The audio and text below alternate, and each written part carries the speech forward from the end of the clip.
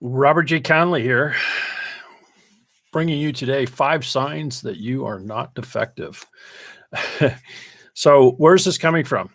Well, I coach a lot of people who come to me because their job isn't working. They're on the verge of getting fired, or they've been fired. They're getting physically ill from their job. They're just all kinds of things that aren't working.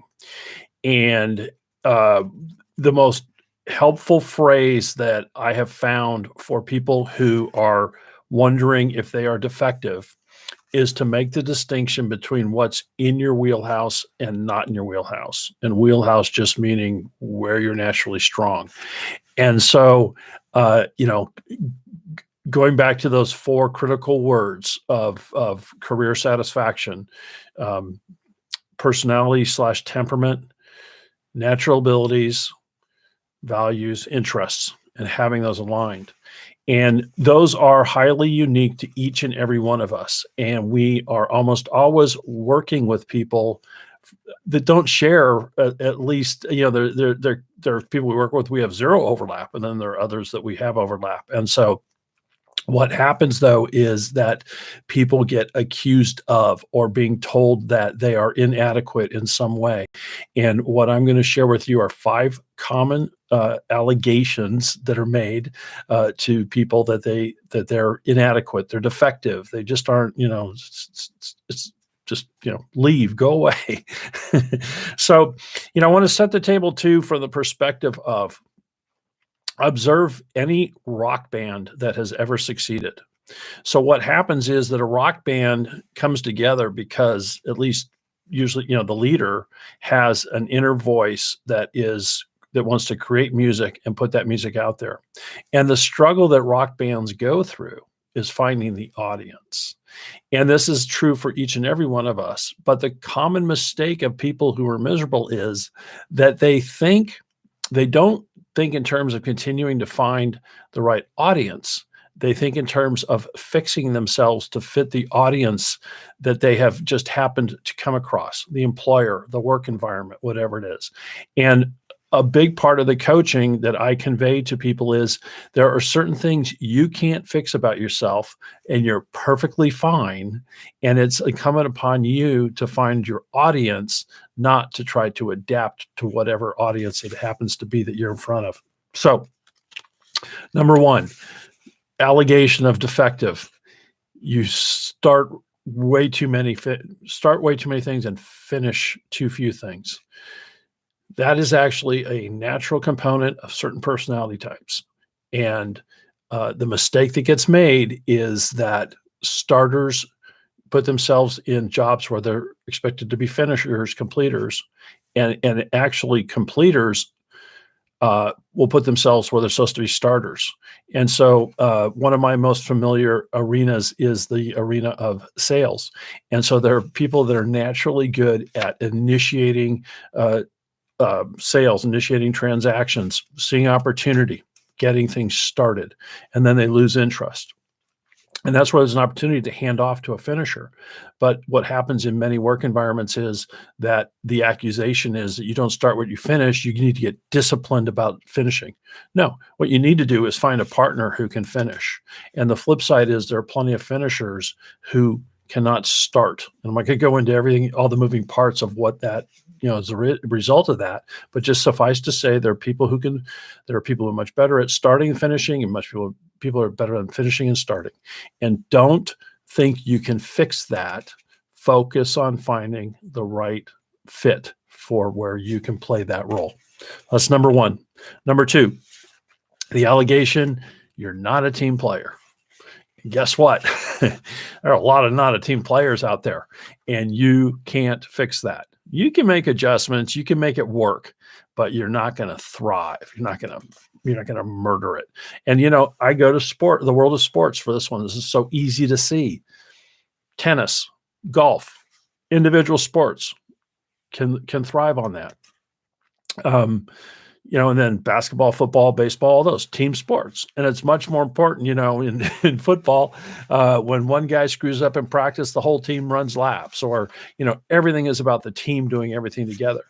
And so if you get accused of being a team, of not being a team player, what I would urge you to do is examine what it is going on for you, because in the work environment, a lot of times that's the result of someone wanting to be an expert, someone wanting to just inherently stand out, to be the absolute best.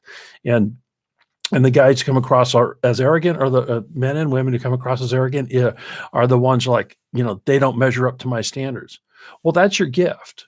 But what's important is, again, you put yourself in this situation where you're the expert and you work on things that require your expertise, and that you stand out there and you win and lose on your own.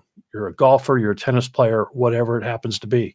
And so if you've been accused of that, examine the opportunities to be an expert and to be the person, and then create the structure around you that allows you to do that.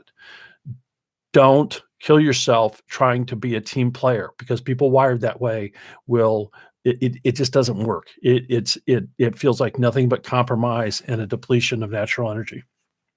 All right. Number 3, you talk too much. I've never heard this said about myself. Welcome to the world of extroverts. All right. So, what are the simple ones? Well, we know if you're an extrovert, you probably shouldn't be a librarian. I've shared with some people that I got a degree in accounting and worked in public accounting for 2 years, and it damn near killed me, because I was oblivious to extroversion versus introversion. And so whenever, if you're ever an extrovert and you're told you talk too much, complete the thought in your head. I talk too much for you, and I talk just right for my needs, because extroverts need extroversion, need to talk to complete their intuition, complete their thinking, complete their feeling, complete their sensing, see to observe what's going on outside. That literally has to come out. And so, what the old saying about, I wish he would think before he spoke, what extroverts need to, and those around need to understand, is that he's completing his thinking, she's completing her thinking by speaking. And that's a part of the process. So again, find the place where it fits. Commit to finding the place where it fits. You cannot fix that. All right, next one. You're too slow.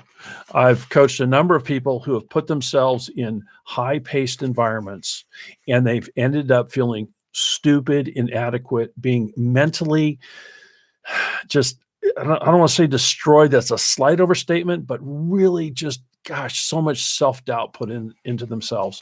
And it wasn't that they were inadequate. They just put themselves in the wrong place. And like, what I would liken it to is that, let's say someone has their MD, their medical doctor. Well, some people have the pace of an emergency room, and some people have the pace of an internal medicine private practice. And those are two different paces. And I know I coached a young man who was as sharp as you can be, but he worked at Apple, and Apple is lightning speed fast. And this fella has all the capacity to thrive where the same work takes place, but at a different pace. And so when someone says you're too slow, again, reframe it.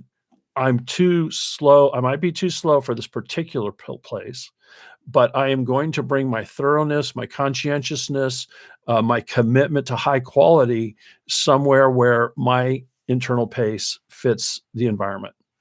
And you have a shot at some job satisfaction. Last one. You fidget, tap, hum too much. You can't sit still. Well, in our modern era, we go ahead and feed that person amphetamines and get them focused and get them to sit in that chair. And here's the bottom line. That person should be up and moving. That person should be performing. That person should be working with their hands. That person should be physically engaged in their work. So if that's something too, and this, in the wrong environment, this can cause all kinds of problems.